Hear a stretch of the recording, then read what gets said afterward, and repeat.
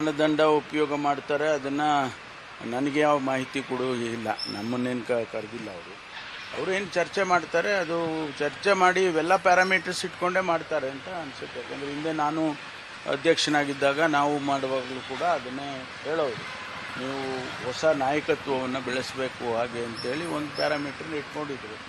ಅದು ಈಗಲೂ ಅಪ್ಲೈ ಆಗುತ್ತೆ ಅಂತ ಅಂದ್ಕೊಳ್ತೀನಿ.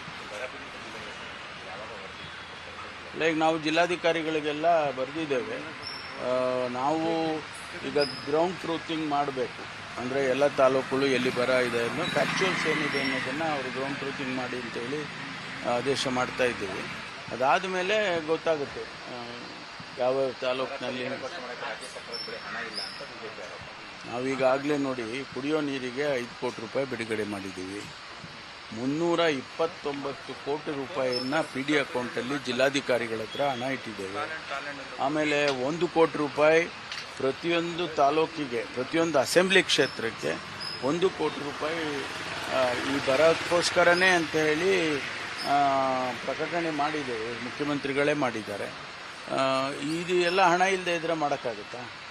ಸುಮ್ಮನೆ ಏನೋ ಹೇಳಬೇಕು ಅಂತ ಹೇಳಿದರೆ ಜವಾಬ್ದಾರಿಯಿಂದ ಹೇಳಬೇಕಾಗುತ್ತೆ ಅವರು.